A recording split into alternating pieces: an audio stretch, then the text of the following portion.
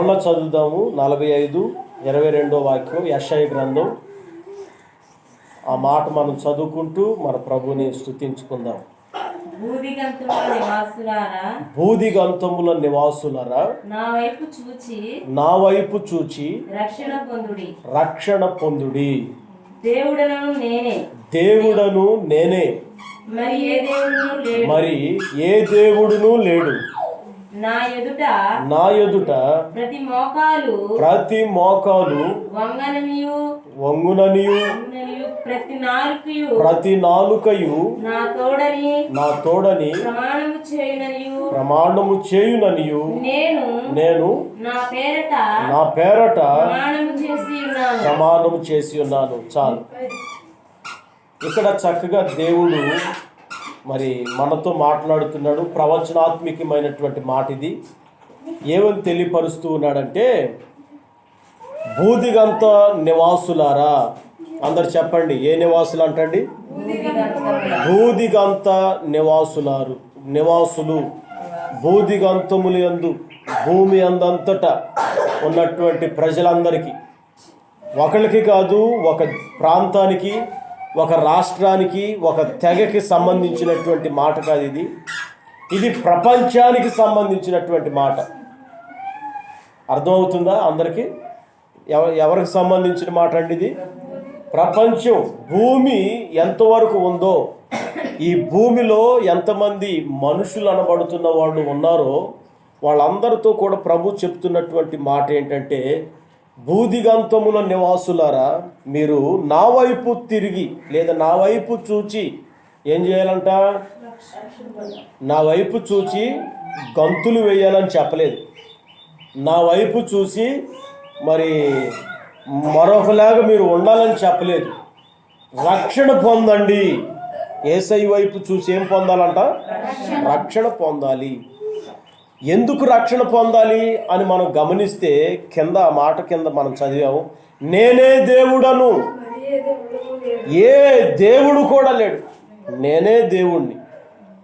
అందుకే మీరు రక్షణ పొందాలి. ఒకవైపు ప్రపంచం అంతా అల్లకొల్లాలం అయిపోతుంది. ఆయా దేశాలలో కొన్ని లక్షల మంది ప్రజలు కరోనాకి గురై, ఆ కరోనా ఎఫెక్ట్కి లక్షల మంది పెట్రోల్ రాలినట్లుగా రాలిపోతున్నారు. మరి ఇప్పుడు ఆ రాలిపోతున్నటువంటి ప్రజలందరిలో ఎంతమంది రక్షణ పొందారు? రక్షణ ఎంతమందికి ఉన్నది అని ఒకసారి మనం ఆగి ఆలోచన చేయగలిగితే, రక్షణ పొందితే మనం మరణించినా కానీ మనం ప్రభు యొక్క రాజ్యానికి వెళ్ళగలుగుతామనే సంగతిని మనం జ్ఞాపకం పెట్టుకోవాలి. ఆమేన్ చెప్పండి. ఏంటంట? రక్షణ పొందాలి. రక్షణ పొంది మనం చనిపోయినా కానీ ఇబ్బంది లేదు. రక్షణ పొంది మనం మరణించినా కానీ ఇబ్బంది లేదు. అసలు ఇబ్బంది ఏంటంటే, రక్షణ పొందుకోకుండా మనం చనిపోవటమే ప్రమాదకరమైన విషయం. కరోనా వచ్చిన దానికంటే ఇదే ప్రమాదకరమైన విషయం. హల్లెలూయా. కావున ప్రియులారా, దేవుడు చెప్పగానే చెప్తున్నటువంటి నగ్న సత్యం ఏంటంటే, నేనే దేవుడను, నేను తప్ప మరి ఏ దేవుడు లేడు, మరొక దేవుడు లేడు. నేనే దేవుణ్ణి, నేను తప్ప మరొక దేవుడు లేడు అని ఆయన స్పష్టముగా తెలియపరుస్తున్నాడు. ఏ దేవుడు లేడు కనుక రక్షణ పొందడానికి ఇక మీరు ఏమాత్రం కూడా తడువు చేయొద్దు. రక్షణ పొందడానికి ఏమాత్రం మీరు వెనకంజ వేయబాకండి. నేనే దేవుణ్ణి, నేను తప్ప మరొక దేవుడు లేడు కనుక మీరు ఎంత త్వరగా రక్షణ పొందితే అంత మంచిదని దేవుడు వాక్యం తెలియపరుస్తూ ఉన్నది. పిల్లరా గమనించండి, యేసు ప్రభు ఎందుకు వచ్చాడు ఈ భూలోకానికంటే, మనందరికీ రక్షణ మార్గాన్ని చూపించడానికి వచ్చాడు. అందుకే ఆయన కలవరి శిలువలో బలి అయిపోయి ఆయన 33.5 సంవత్సరాలు ఈ భూమి మీద సశరీరుడిగా సంచరించి మనందరి కొరకు ఎంత ప్రయాసపడ్డాడంటే అంత ప్రయాసపడ్డాడు. మనం రక్షణ పొందాలని ఎంతో ఆయన మరి భారభరితముగా స్వార్థ ప్రకటించాడు. తన ప్రాణాన్ని మనందరి కొరకు బలియాగంగా అర్పించాడు. ఆయన బలి అయితేనే మనకి విమోచన, క్రయధనం దొరికింది, విమోచనము వచ్చింది మనకి. ఆయన బలియాగం వలన మనం రక్షణ పొందడానికి కారణమయ్యాం. హల్లెలూయా. ఆయన బలి అవ్వకపోతే మనకు రక్షణ లేదు. మరి రోజున ఎందుకో పరిశుద్ధాత్మ దేవుడు ఈ విషయాలను తెలియపరచాలని జ్ఞాపకం చేస్తూ ఉన్నాడు. మరి ఆయన పొందినటువంటి దెబ్బలు, ఆయన మన కొరకు బలి అయినటువంటి బలియాగం, అది దేని కొరకు తెలుసా? మనం అందరం కూడా రక్షింపబడినట్లుగా ఈ యొక్క యాగాన్ని ప్రభు చేస్తూ వచ్చాడు. ఆమేన్ చెప్పండి ఒకసారి అందరూ. ఆమేన్. ఎందుకు చేశాడు? మన కొరకు బలి అయిపోయే వాళ్ళు ఈ లోకంలో ఎవరన్నా ఉన్నారా? మన క్షేమాన్ని ఆలోచన చేసి, మన క్షేమాన్ని కోరుకొని ఎవరన్నా మన కొరకు ప్రాణాలు అర్పించారా? కన్నవారు కానీ, కట్టుకున్న వాళ్ళు కానీ, కడుపును పుట్టిన వాళ్ళు కానీ, లేకపోతే నానుకున్న వాళ్ళు, రక్త సంబంధులు ఎవరైనా కావచ్చు. మరి ఎవరైనా మన కొరకు ప్రాణత్యాగం చేశారా? మన క్షేమాన్ని కోరుకోగలిగారా? ఎవరు లేరండి. మనం క్షేమముగా ఉండు నిమిత్తమై యేసుక్రీస్తు కల్వరి శిలువలో మనందరి కొరకు ఏమైపోయాడు? అందరు చెప్పండి, ఏమయ్యాడు? బలి అయిపోయాడు. ఇప్పుడు ఆయన బలియాగం వలన, ఆయన కార్చిన రక్తం వలన, ఆ రక్తంలో మనం కడగబడటం వలన మనకేం కలుగుతుందంటే రక్షణ కలుగుతుంది. హల్లెలూయా. ఏం కలుగుతుందండి? రక్షణ కలుగుతుంది. ప్రియులారా గమనించండి, రక్షణ పొందమని దేవుడు చెప్తున్నాడు. అర్థమవుతుందా అందరికీ? ఏం చెప్తున్నాడు? రక్షణ పొందమని ఎవరు చెప్తున్నారు మనకి? దేవుడే చెప్తున్నాడు. మీరు రక్షణ పొందండి, నా వైపు చూచి రక్షణ పొందండి. ఇటు ఎవరి వైపు చూడాలంట? మరి ఎవరి వైపు చూస్తున్నావు నువ్వు? ఏమండి? యేసయ్య వైపు చూడాల్సినటువంటి నువ్వు ఎవరి వైపు చూస్తున్నావు? ఒకసారి ఆలోచన చెయ్యి. యేసయ్య వైపు చూడవలసిన నీవు యేసయ్య వైపు చూడకపోతే రక్షణ పొందే ఆలోచనే నీకు రాదు. అందుకే మనం యేసయ్య వైపు చూడాలి. నువ్వు ఇంటి దగ్గర ఉన్నా, పనిలో ఉన్నా, చదువుకుంటున్నా, ఏం చేస్తున్నా నీ మనసంతా కూడా ఎవరి వైపు ఉండాలి? అప్పుడే రక్షణ పొందే ఆలోచన నీకు వస్తుంది. నువ్వు ఆయన వైపు చూడట్లేదు, ఆయన వైపు తిరగట్లేదు, ఆయన వైపు నీ దృష్టి పెట్టట్లేదు కనుక రక్షణ అనే ఆలోచన మీకు రావట్లేదండి. ఈ రోజున నేను చెప్పే మాటలు మీరు జాగ్రత్తగా ఆలకించండి. అదేంటంటే రక్షణలో ఉన్న ప్రాముఖ్యమైన అంశాలు మీకు ఈరోజు తెలియపరుస్తా. నిజంగా జాగ్రత్తగా మీరు వినాలి. ఇటువైపు చూడండి, వాక్యం వైపు వినండి, వాక్యం వైపు చూసి వాక్యాన్ని వినండి. ఈ రోజున మీరు రక్షణ పొందడానికి చాలా ముందుకు అడుగు వేయటానికి దేవుడు మీకు సహాయం చేస్తాడు. ఆమేన్ చెప్పండి. ఆమేన్. ఇప్పుడు మీరు ఎవరి వైపు చూడాలని చెప్పింది వాక్యం? యేసయ్య వైపు చూడాలి. యేసయ్య వైపు చూసి మీకేమొస్తుంది? రక్షణ వస్తుంది. ఆ రక్షణ పొందడం కొరకు మీరు యేసయ్య వైపు చూడాలి. ఆయన వైపు చూస్తే రక్షణ మీరు పొందగలుగుతారు. మరి రక్షణ పొందటంలో ఉన్నటువంటి ప్రాముఖ్యమైనటువంటి ఆ అనుభవాలు ఏంటో మనం గమనిద్దాం. చూడండి, మనం ఆ కీర్తనల గ్రంథం ఒకసారి తీసి చదవండి. కీర్తనల గ్రంథం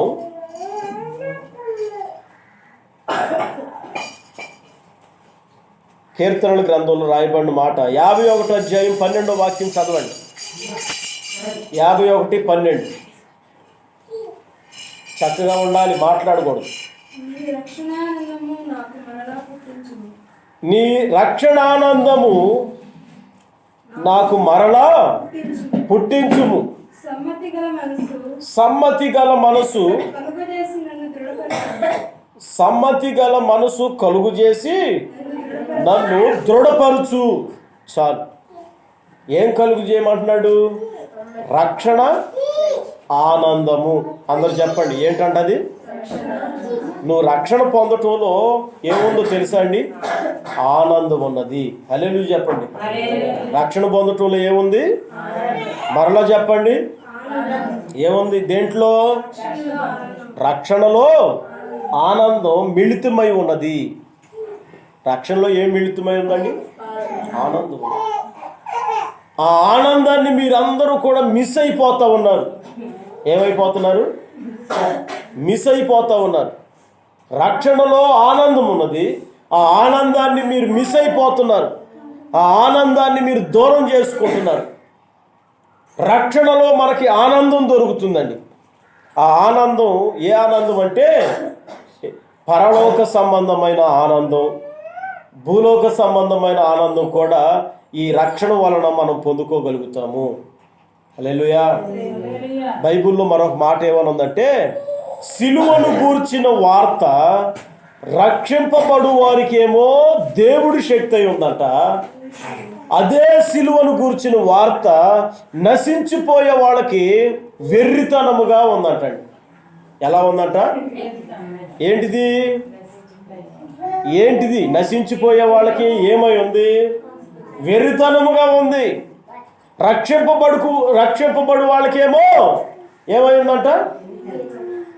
సిలువను గూర్చిన వార్త వాళ్ళకి ఏమై ఉంది?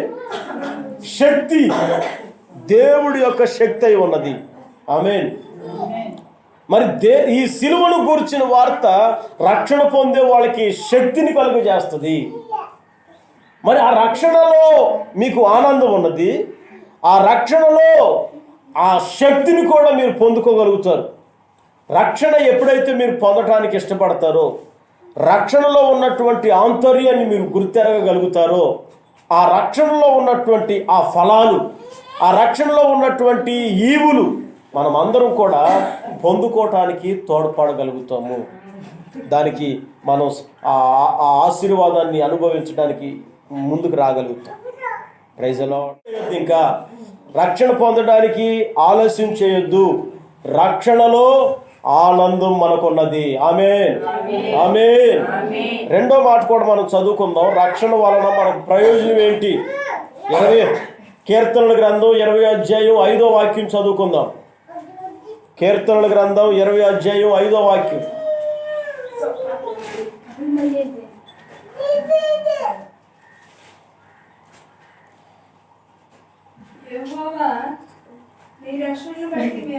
యెహోవా నీ రక్షణను బట్టి మేము జయోత్సాహము చేయుచున్నాము. మా దేవుని నామమును బట్టి మా ధ్వజము ఎత్తుచున్నాము. నీ ప్రార్థనలన్నీ యెహోవా సఫలపరచును గాక. ఆమేన్ చెప్పండి. ఏమంటున్నాడంటే దావీదు గారు, యెహోవా నీ రక్షణను బట్టి మేము ఏం చేస్తున్నాం? జయోత్సాహము, విజయోత్సవము. హల్లెలూయా. ఉత్సవం అంటే ఏంటి? విజయోత్సాహం కలుగుతుంది. అర్థమవుతుందండి? మొదటిది రక్షణలో ఆనందం దొరుకుతుంది. రెండోది రక్షణలో విజయోత్సవం, జయోత్సవం. Praise the Lord. మూడో మాట కూడా చదువుకుందాం. ఆ కీర్తనల గ్రంథంలో రాయబడినటువంటి మాట 69:29 వాక్యం చదువుకుందాం. కీర్తనల గ్రంథం 69 అధ్యాయం 29వ వాక్యం చదువుకుందాం. నేను బాధపడిన వాడనై వ్యాకుల పడుచున్నాను. దేవా నీ రక్షణ నన్ను, ఆమేన్ చెప్పండి ఒకసారి. దేవుని యొక్క రక్షణ మనల్ని ఏం చేస్తుంది అంటండి? ఉద్ధరిస్తుంది. కొంతమంది కోపం వచ్చినప్పుడు బూతులు తిట్టుకునేటప్పుడు అంటూ ఉంటారు, ఏం ఉద్ధరించావమ్మా అంటారా? ఉద్ధరించడం అంటే అర్థం ఏంటి? ఏం చేసావు?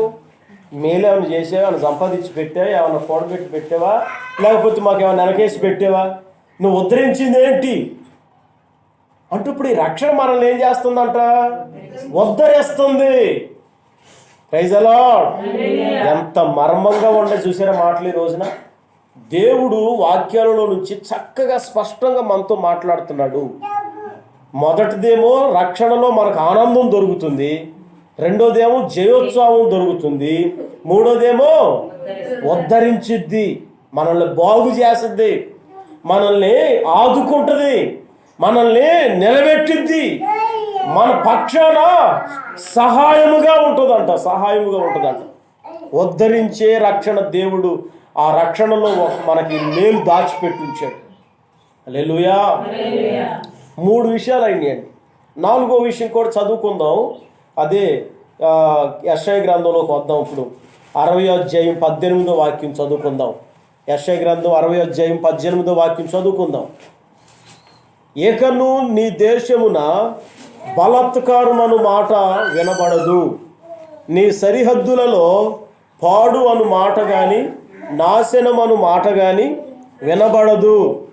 రక్షణయే నీకు ప్రాకారములు, ప్రఖ్యాతియే నీకు గుమ్మములనియు నీవు చెప్పుకొందువు. చాలండి, ఒకసారి ఆమేన్ అని చెప్పండి. ఏంటంట? రక్షణ మనకి ఎలా ఉంటుందంట? ప్రాకారములుగా ఉంటుందంట. 4వది, రక్షణలో ఉన్నటువంటి ప్రాముఖ్యమైనటువంటి మరి విలువలు, రక్షణ వలన ప్రయోజనాలు ఇందుట్లో మనం చదువుతూ ఉన్నాం. రక్షణ మనకి ఎలా ఉంటుందంటండి? ప్రాకారములుగా ఉంటుంది. ప్రాకారం అంటే అర్థం ఏమిటి? కంచె, గోడ అని వాస్తవమే, గోడ అని వాస్తవే. ఆ గోడ ఎందుకు మనం నిర్మించుకుంటామంటే ఆ గోడ మనకి ఎలా ఉంటుందంట? సాటుగాను భద్రతగాను కంచెగా ఉంటుందంట. ఏమంటే ఇప్పుడు గోడ లేదనుకోండి, మన ఇంటి చుట్టూ కానీ లేకపోతే మన చుట్టూ కానీ గోడ అనేది లేదనుకోండి, ఆ ఇంట్లోకి ఏవి పడతాయి? గేదెలు వస్తాయి, కుక్కలు వస్తాయి, పందుకొక్కులు వస్తాయి, ఏవి పడతాయి వచ్చేస్తాయి. ఏమండి, ఏవి పడతాయి వచ్చేస్తాయి. అదే కంచె వేసుకోండి, చూడండి, కంచె వేసిన తర్వాత ఏదన్నా లోపలికి వచ్చిద్దా? మనం వ్యవసాయం చేసే పొలాలకైనా కంచె ఉండాలి. కంచె లేకపోతే నీ పంట పొలం అంతా ఏమైపోతుంది? తినివేయబడుతుంది. దేని వలన? జంతువుల వల్ల, పశువుల వల్ల నీ పంట పొలం అంతా కూడా ఏమైపోతుంది? తినివేయబడిపోతుంది. అందుకే ఈ రోజున ప్రభు చెప్తున్నటువంటి మాట ఏంటంటే, ఈ నా వైపు చూసి మీరు రక్షణ పొందండి. భూదిగంతముల నివాసులారా, ఎవరి వైపు చూసి? యేసయ్య వైపు చూసి మనం రక్షణ పొందాలి. ఆ రక్షణ వలన మనకు ఉపయోగాలు ఏంటంటే ఆనందం కలుగుతుంది, జయోత్సాహంతో దేవుడు మనల్ని నిలుపుతాడు. 3వది ఉద్ధరించిద్దంట. 4వది ఏంటంటే ప్రాకారములుగా ఉంటుందంట రక్షణ మనకు. ఏంటంట? నిన్ను కాపాడే ప్రాకారం, నీకు సెక్యూరిటీ. ఎటు వెళుతున్నా, ఏం చేస్తున్నా, ఎక్కడున్నా కానీ నీకు కంచెగా, కావలిగా ఈ రక్షణ నీకు ప్రయోజనకరంగా ఉంటుందంట. ఆమేన్. హల్లెలూయా. హల్లెలూయా.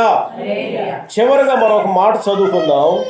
మార్కు సువార్త 16వ అధ్యాయం 16వ వాక్యంలో రాయబడిన మాట. ఆ మాట కూడా చదవండి. అక్కడ కూడా రాయబడిన విలువైన విషయాన్ని చదువుకుందాం. మార్కు సువార్త 16వ అధ్యాయం 16వ వాక్యం చదువుకుందాం. నమ్మి బాప్తిజమము పొందువాడు రక్షింపబడతాడు. అందరు బాగా అర్థమైంది మాట. నమ్మి బాప్తిజం పొందితే రక్షింపబడతాము. ఆ లైన్ తర్వాత ఇంకొక లైన్ వదిలేసి తర్వాత నుండి చదవండి. నమ్మిన వాని వలన కనబడును. ఏంటా కనబడే సూచక్రియలు? నా నామమున దెయ్యములను వెళ్ళగొట్టుదురు, క్రొత్త భాషలు మీ నోట్లో వస్తాయి, పాముని ఎత్తు పట్టుకొందురు, మరణకరమైనది ఏది త్రాగినా వారికి హాని చేయదు. సరే చెప్పండి. రక్షణ అనేది దేవుడు మనకి ఇస్తున్నాడండి. నమ్మి బాప్తిజం పొందితే ఏం పొందినట్టు? రక్షణ పొందినట్టు. ఇప్పుడు నీకు ఈ రక్షణ ఎట్లా వస్తుంది? రక్షణ పొందమని దేవుడు చెప్పాడు. రక్షణ వలన ఉపయోగాలు ఏంటో మీరు బాగా విన్నారు. ఇప్పుడు ఈ రక్షణ మీకు ఎలా వస్తుందంటే నమ్మి బాప్తిజము పొందటం. అందుకే అపోస్తుల కార్యములు అందుట్లో కూడా రాయబడిన మాట ఏంటంటే, ఇదిగో పాప క్షమాపణ నిమిత్తమై మీరు మారు మనసు పొంది, అందరు చెప్పండి, దేని నిమిత్తం అంట? పాప క్షమాపణ నిమిత్తమై అందరూ మారు మనసు పొంది బాప్తిజాలు పొందాలి. అప్పుడు మీరు రక్షింపబడుదురు, దేవుని పరిశుద్ధాత్మ మీ మీదకి వస్తాడు. హల్లెలూయా, హల్లెలూయా. చూసారండి, నువ్వు రక్షణ పొందటం ఎలా అంటే నమ్మి బాప్తిజమం పొందాలి. బాప్తిజమం పొందాలి. యేసు ప్రభు యోహాను సువార్త 3వ అధ్యాయంలో కూడా ఏమని చెప్తాడంటే, ఒకడు క్రొత్తగా జన్మించకపోతే నా రాజ్యానికి వారసుడు కానేరడు. ఒకడు నీటి మూలముగాను మరో పరిశుద్ధాత్మ మూలముగాను అగ్ని మూలముగాను జన్మించాలి. హల్లెలూయా. క్రొత్తగా జన్మించాలంట. మనం దేని మూలముగా? నీటి మూలముగా. మనం నీళ్లలో కడగబడితే, నీళ్లలో ముంచబడి బాప్తిజమాలు పొందగలిగితే దానికి అర్థం ఏమిటంటే బాప్తిజమము అంటారు. దాన్ని ఏమంటారు? నీళ్లలో ఊరకను మునగడం కాదు. ఆ మునిగేటప్పుడు ఒక మాట అపోస్తుల కార్యాల్లో మనం చదివాం. అదేంటంటే పాప క్షమాపణ నిమిత్తమై ఏం చేయాలి? ఇప్పుడు మనం నీళ్లలో ముంచబడాలి. దేని నిమిత్తం అంట? మరి మనం పాపాలు చేసినటువంటి వాళ్ళం. జన్మతః పాపాలు, కర్మతః పాపాలు మనల్ని, అలాగే మన తల్లిదండ్రులకు ముందున్న తాత ముత్తాతల్ని అవి వెంటాడుకుంటూ వచ్చాయి. అప్పుడు అవి మన దగ్గరకు వచ్చినాయి. మనల్ని బట్టి మనలో నుంచి అవి మళ్ళీ మన పిల్లలకు కూడా వెళతాయి. ఈ జన్మతః కర్మతః పాపాలన్నీ తుడిచివేయబడి కడగబడాలంటే యేసు రక్తములో మనం కడగబడాలి. అది యేసు ప్రభు చెప్పిన మాట. నీటి మూలముగా మనం మరలా క్రొత్తగా జన్మించాలి. హల్లెలూయా. పాప క్షమాపణ పొందే దానికై ఈ బాప్తిజమం అనేది, ఆ నీళ్లలో ముంచబడడం అనేది కార్యక్రమం మనం ప్రారంభించాలి. దాని వలన ఏం జరుగుతుందంటే మనం రక్షింపబడతాము. అందరు చెప్పండి, ఏమవుతాము? రక్షింపబడతాము. అట్లా కాకోకుండా, నువ్వు రక్షణ పొందుకోకుండా ఒకవేళ నీ సమయాన్ని వృధా చేసుకుంటూ ఉంటే ఏం జరుగుతుందంటే నమ్మిన వాడికేమో రక్షణ, నమ్మని వాళ్ళకేమో శిక్ష. చూసారండి ఎట్లా ఉందో? నమ్మిన వాళ్ళకేమో రక్షణ. నువ్వు నమ్మి బాప్తిజం పొందితే, నమ్మి పాపాలు కడుగబడితే నీళ్లలో, దానివల్ల నీకు రక్షణ వస్తుంది. అలా కాకోకుండా, నమ్ముకోకుండా సమయాన్ని, ఇంకా టైం నాకు ఉంది, ఇంకా నాకు చాలా సమయం ఉందని నీ సమయం అంతా వృధా చేసుకుంటే దాని వలన నీకేమొచ్చిందంటే శిక్ష వచ్చి నీ మీదకి వచ్చి ప్రాప్తిస్తుంది. ఆ శిక్ష రాకముందే దేవుడు నీతో చెప్తున్నాడు. ఇప్పుడు ఎన్ని లక్షల మందికి ఈ శిక్ష వచ్చిందో తెలుసా అండి? కొన్ని లక్షల మంది ప్రపంచంలో కరోనాకు చచ్చిపోయారు. మరి వాళ్ళు రక్షణ పొందలేదుగా. శిక్ష వచ్చిందా రాలేదా? మరి రక్షణ పొందిన వాళ్ళు ఎంతోమంది ఈ కరోనాకి బలైపోతూ ఉంటే మరి నువ్వు కూడా ఇట్లాంటి ఒక భయంకరమైనటువంటి శిక్షకి నువ్వు కూడా లోనైపోతావేమో ఒకసారి ఆలోచించండి. సమయం మించిపోక మునిపే, అందరికి అర్థమవుతుందండి? సమయము మించిపోక మునిపే, కాలం అపాయానికి దారి తీయక మునిపే, శిక్ష నీ ఎదుటికి వచ్చి నిలబడక మునిపే నువ్వేం చేయాలో తెలుసా? నమ్మి పాప క్షమాపణ నిమిత్తమై బాప్తిజమం పొందాలి. అందరు చెప్పండి, నమ్మి పాప క్షమాపణ నిమిత్తమై బాప్తిజమం పొందాలి. అప్పుడు మీరు రక్షింపబడుదురుగాక. ఆమేన్ చెప్పండి. ఆమేన్, ఆమేన్. ఈ రక్షణ పొందటం వలనండి ఇన్ని విలువైనటువంటి ఉపయుక్తకరమైనటువంటి మేలులు మనకు దేవుడు దాచిపెట్టి ఉంచాడు. దావీదు మరొక చోట ఏమని అంటాడంటే, చివరి మాటగా నేను చెప్పే మాటలో అక్కడ ఏమని అంటాడంటే, రక్షణ పాత్రను చేపట్టి, అక్కడ రాయబడిన మాట కీర్తనల గ్రంథంలో 116, 13 వాక్యంలో రాయబడిన మాట ఏంటంటే, రక్షణ పాత్రను చేబూని ప్రార్థన చేయుచున్నాను అని రాయబడింది. ఏం పట్టుకొని ప్రార్థన చేస్తున్నాడు అంటండి? రక్షణ పాత్రను చేతపుచ్చుకొని యెహోవా నామమున ప్రార్థన చేసెను. యెహోవాకు నా మొక్కుబళ్ళు చెల్లించెదను, ఆయన ప్రజలందరి ఎదుటనే చెల్లించెదను. యెహోవా భక్తుల మరణము ఆయన దృష్టికి విలువ కలిగినది. దేవుడికి స్తోత్రం. హల్లెలూయా. ప్రాముఖ్యమైనటువంటి మాట ఇందుట్లో నేను తీసుకొని మీతో చెప్పాలనుకున్నది ఏంటంటే, మీరు రక్షణ పొందిన తర్వాత ప్రార్థన చేసి చూడండి. ఆమేన్. ఏంటంట? రక్షణ పాత్ర పుచ్చుకున్న తర్వాత రక్షణ పాత్ర పట్టుకొని మీరు ప్రార్థన చేసి చూడండి. రక్షణ లేకోకుండా ప్రార్థన చేసి చూడండి. దీంట్లోకి ఉన్న వ్యత్యాసం ఏంటో మీకే అర్థమవుతుంది. రక్షణ పొందకుండా ఎంత ప్రార్థన చేసినా ప్రార్థన అంతా దేవుడు ఆలకిస్తూ ఉంటాడా? ఆలకించడండి. వాళ్ళ ప్రార్థన పెద్దగా ఆయన ఆలకించడు. ఎవరు ప్రార్థన ఆలకిస్తాడంటే రక్షణ పాత్రను చేపుని చేత పట్టుకొని, అందరు చెప్పండి ఏ పాత్ర అంట? రక్షణ పాత్రను చేత పట్టుకొని యెహోవా నామమున మనం ప్రార్థన చేయుదుము గాక. ఆమేన్ చెప్పండి. ఆమేన్. రక్షణ పాత్రను చేత పట్టుకొని యెహోవా నామమున ప్రార్థన చేస్తే ఆ ప్రార్థన దేవుడు ఆలకించి ప్రత్యుత్తరం దయచేయును గాక, నీకు జవాబు దయచేయును గాక. ఆయన రక్తం చేత కడగబడి పాప క్షమాపణ నిమిత్తం బాప్తిజం పొంది నమ్మి బాప్తిజం పొందిన వాళ్ళందరికీ ఆయన తండ్రి అయి ఉన్నాడు. తండ్రి కుమారుడి యొక్క ప్రార్థన, కుమార్తెల యొక్క ప్రార్థన ఆలకించకుండా ఉంటాడా అంటే ఏమాత్రం ఉండలేడు. కనుక రక్షణ పొందిన వారికి ఆయన సమీపముగా ఉండి వారి ప్రార్థన ఆలకించి వారి పట్ల కార్యాలు జరిగించు దేవుడై ఉన్నాడు. ఆమేన్. హల్లెలూయా. మరి ఈ రోజున ఈ ఉన్నతమైనటువంటి, ఈ విలువైనటువంటి, ఈ నిత్యమైన రక్షణను మీరు పొందగలిగితే, ఆయనే దేవుడని మీరు నమ్మి విశ్వసించి రక్షణ పొందగలిగితే, ఈ రక్షణలో ఉన్నటువంటి ఈ వివిధమైనటువంటి ఆశీర్వాదాలకి మీరు వారసులై ఆ రక్షణలో ఉన్నటువంటి ఆశీర్వాదాల చేత మీరు తృప్తిపరచబడి ముందుకు నడిపించబడుదురు గాక.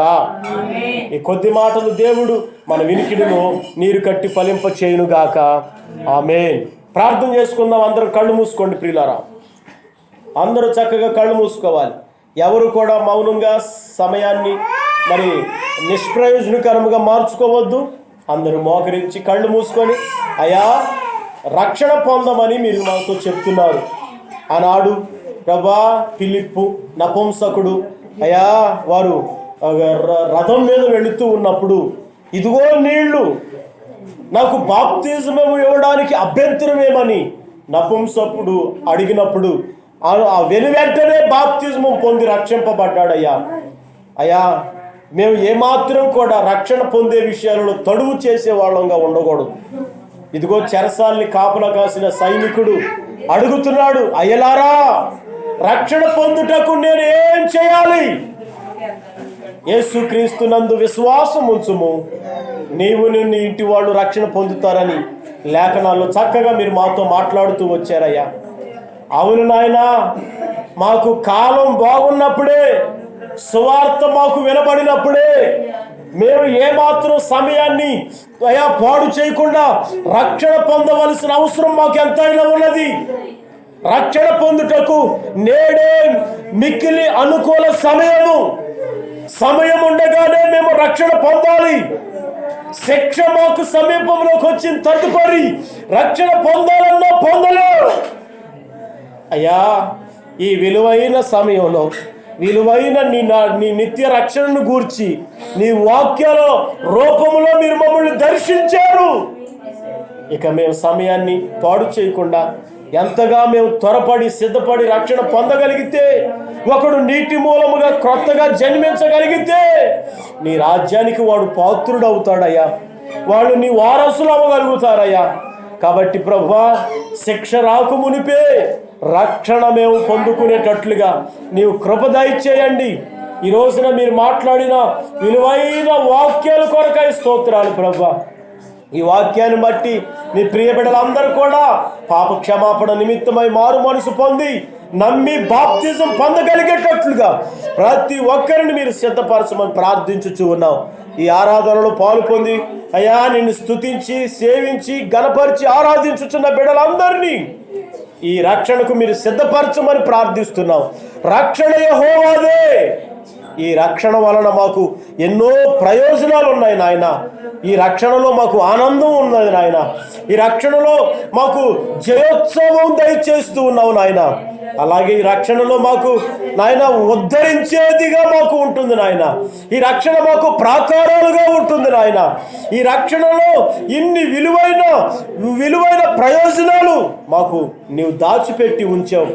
ఈ రక్షణ నాయన మాకు ప్రాకారాలుగా ఉంటుంది కనుక ఈ రక్షణలో అయా పొందకుండా సమయాన్ని ఏమాత్రం పాడు చేసే బిడ్డలుగా కాక రక్షణ పొంది ఈ విలువైన ఆశీర్వాదాలకు వారసులుగా ప్రతి ఒక్కరిని మీరు తీర్చిదిద్దండి. సంఘముగా నీ బిడ్డల్ని బండ మీద కట్టండి నాయన. క్రీస్తు అనే అయా పునాదిలో, క్రీస్తు అనే బండ పైన బిడ్డల్ని కట్టండి నాయన. సంఘముగా కట్టి నాయన క్రొత్త నిబంధన సంఘముగా అయా కృపలో నిలిచిన సంఘముగా అయా నాయన మహిమ కలిగిన సంఘముగా మార్చండి. నీ రాజ్యానికి నీ బిడ్డల్ని వారసులుగా తీర్చిదిద్దండి. ఈ ప్రాంతములో అయా పలు రకాలైన ప్రజల్ని ఈ రక్షణకి నాయన సిద్ధపరిచి నీవే ఈ రక్షణ భాగ్యం పొందుకునే పరిస్థితులు ప్రతి వారికి దయచేయమని మహిమ నీకు చెల్లించి ఈ వాక్యం ద్వారా బిడ్డలు బలపరిచి దీవించి ఆశీర్వదించండి. బిడ్డలందరినీ కూడా ఆరాధన ఆశీర్వాదాలతో నింపి తృప్తిపరచమని మహిమ నీకు చెల్లించి బిడ్డల్ని మీ చేతులకి రక్షణకు అప్పగించి నీవే వారిని నీ ఆత్మ ప్రేరణ చేత సిద్ధపరిచి రక్షణ పొందుటకు నీవు ప్రేరేపించమని యేసు పరిశుద్ధ నామములో ప్రార్థించి అడిగి వేడుచున్నాము తండ్రి. ఆమేన్. మన ప్రభు అయిన యేసుక్రీస్తు శాశ్వత కృప, మన అద్వితీయ తండ్రి అయిన దేవుని యొక్క ప్రేమ, ఆదరణకర్త అయిన పరిశుద్ధాత్ముని యొక్క సన్నిధి, సముఖము, సహవాసం, ఆయన రక్షణ ఇప్పుడు ఎల్లప్పుడూ సదాకాలం మనకు తోడై ఉండి సకల పరిశుద్ధులకు కూడా తోడై ఉండి నడిపించును గాక. ఆమేన్. ఆమేన్. హల్లెలూయా. చెప్పండి హల్లెలూయా.